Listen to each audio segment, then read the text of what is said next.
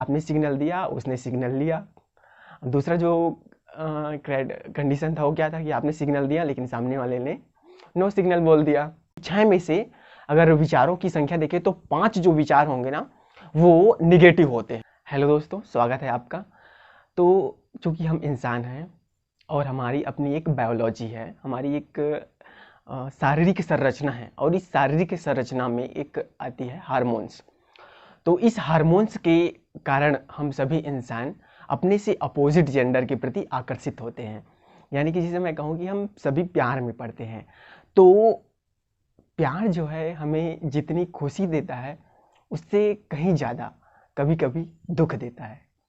तो इस आज की इस वीडियो में हम समझेंगे कि हम प्यार से मिलने वाली दुख से कैसे बच सकते हैं। तो अगर हम एक रिसर्च की माने तो डॉन बर्न के रिसर्च के अनुसार उन्होंने पाया कि जब हम अपने से सिमिलर किसी व्यक्ति से मिलते हैं तो हम उससे ज़्यादा जुड़ाव महसूस करते हैं। वो इंसान हमें ज़्यादा इंटेलिजेंट लगता है, हमें लगता है कि उसके एडजस्ट करने की जो पावर है वो अधिक है। मतलब कि हम अपने से सिमिलर व्यक्ति से अधिक अट्रैक्ट होते हैं, ऐसा मैं कह सकता हूँ। ठीक है, तो अगर आपको प्यार में दुखी नहीं होना है तो क्या करना है, अपने से सिमिलर व्यक्ति को ढूंढना है।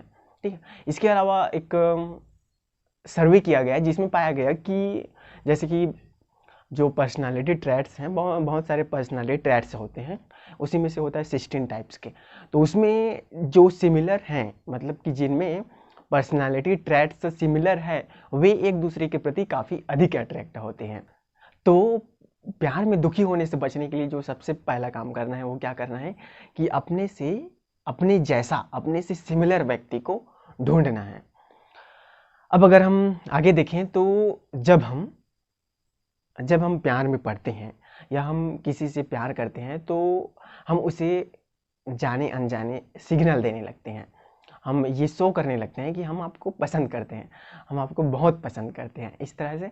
और अगर देखें तो 99% लोगों को ये रियलाइज़ हो ही जाता है कि सामने वाला मुझ में इंटरेस्टेड है या फिर सामने वाला मुझे पसंद करता है, व्हाटएवर।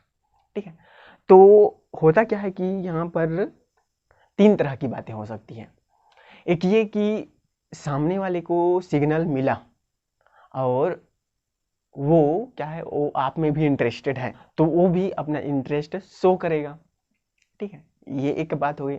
दूसरी बात क्या होती है कि उसे आप में कोई इंटरेस्ट ही नहीं है तो वो अपना इंटरेस्ट शो नहीं करेगा। वो ऐसा शो कर सकता है या कर सकती है कि मुझे तो कुछ समझ ही नहीं आया, तुम क्या कहना चाहते हो, क्या बोलना चाहते हो, क्या कर रहे हो, ऐसा टाइप का। तो इस तरह की जो दूसरी बात हो सकती है ये हो सकती है।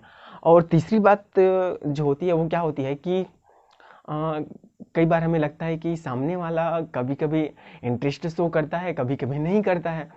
हम कंफ्यूज हो जाते हैं जब कोई मिक्स सिग्नल देने लगता है। तो जैसे क्या होता है कि जब मिलने से बहुत अच्छे से बात करती है और मैसेज करते हो तो देखती नहीं है या सीन करके छोड़ देती है या देता है, या फिर कई दिनों बाद, कई घंटों बाद रिप्लाई करता या करती है। तो हम ना एकदम कंफ्यूज हो जाते हैं, हम पागल हो जाते हैं जब कोई मिक्स सिग्नल देता है। फर्स्ट केस क्या था, आपने सिग्नल दिया, उसने सिग्नल लिया। दूसरा जो कंडीशन था वो क्या था कि आपने सिग्नल दिया लेकिन सामने वाले ने नो सिग्नल बोल दिया। जो तीसरी बात है वो क्या है कि मिक्स सिग्नल, मतलब कि कभी देता है या देती है, या कभी देती है या कभी नहीं देती है। तो तीसरी बात ये आती है, और ये जो है ना सबसे ज़्यादा कन्फ्यूज़न क्रिएट करता है। तो यहाँ पर एक्चुअल में बात क्या है ना कि कोई ऐसा करता है, उसके पीछे जो मुख्य रीज़न है वो क्या है कि वो आपको एज अ बैकअप प्लान देखती है कि अगर कोई और ना मिला तो इसे उठा लेते हैं, ऐसा टाइप का, या इसे उठा लेती हूँ, इस तरह से। तो ये जो मिक्स सिग्नल वाला काम है ना, ये इसी माइंडसेट के तहत होता है कि जब कोई और नहीं मिलेगा तो इसे उठा लेंगे, ऐसा टाइप का बैकअप प्लान टाइप का। लेकिन आपको ये समझना चाहिए कि कोई भी जब मिक्स सिग्नल देता है और इस तरह से उसका माइंडसेट है तो वो व्यक्ति कभी आपको एक मन से एकाग्रचित हो करके आपसे प्रेम नहीं कर सकता। ठीक है, तो ऐसे व्यक्तियों से क्लैरिटी रखिए कि भाई क्लैरिटी कर लीजिए कि ये वास्तव में बात क्या है, हाँ है या ना, इस तरह से।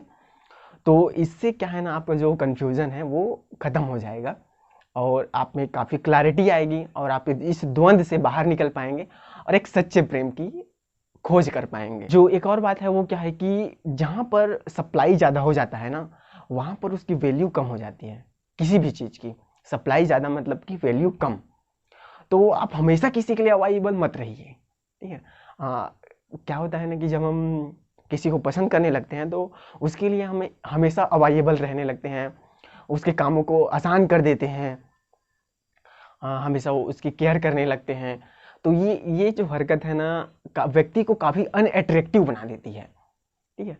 तो जितना आप अपना काम छोड़ करके उसका काम करने लगे, आप पढ़ाई करना है लेकिन आप उसके साथ मूवी देखने चले गए, इस तरह से, तो इस तरह की जो घटना है ना, इस तरह की हरकतें ना करें। ये व्यक्ति को काफ़ी अनअट्रैक्टिव बना देती हैं, ठीक है। जितनी ज़्यादा सप्लाई, याद रखें कि जितनी ज़्यादा सप्लाई उतना ही वैल्यू कम हो जाता है। तो अपने आप का जो सप्लाई है ना, वो उसको लिमिटेड रखिए। हमारा जो दिमाग है ना, वो स्कार्सिटी को सट से पॉइंट आउट करता है, मतलब कि जिस चीज़ की कमी है ना उसको जल्दी से देखता है। जैसे कि मतलब कि क्या नहीं है, इस चीज़ को हम ज़्यादा पॉइंट आउट करते हैं रेदर देन क्या है। इसके अलावा एक और अगर ह्यूमन साइकोलॉजी की बात करें तो होता क्या है कि हमारे मन में अगर हम आउट ऑफ 6 थॉट्स देखें, मतलब कि 6 में से अगर विचारों की संख्या देखें तो 5 जो विचार होंगे ना वो निगेटिव होते हैं। इस तरह से हमारा जो ब्रेन है ना वो स्कार्सिटी को ज़्यादा नोट करता है, ऐसा मैं कह सकता हूँ। तो इस तरह से जो बातें हैं, इसको अगर मैं समराइज़ करूँ तो सबसे पहली बात क्या है कि सिमिलर व्यक्ति को, ठीक है, सबसे पहली जो बात है वो सिमिलर व्यक्ति को ढूंढना। दूसरी चीज़ ये है कि सिग्नल दे रहे हो, सिग्नल मिल रहा है तब तो ठीक है। सिग्नल दे रहे हो लेकिन नो सिग्नल है तो वहाँ से कट लीजिए। और तीसरी जो बात है कि वो है सिग्नल दे रहे हो लेकिन वहाँ से सिग्नल मिल रहा है नहीं मिल, क्लैरिटी ले आइए उसमें। तीसरी बात है वो है हमेशा अवेलेबल ना रहना, स्कार्सिटी उत्पन्न करना, क्योंकि जहाँ पर जिस चीज़ की कमी होती है ना उसकी वैल्यू बढ़ जाती है।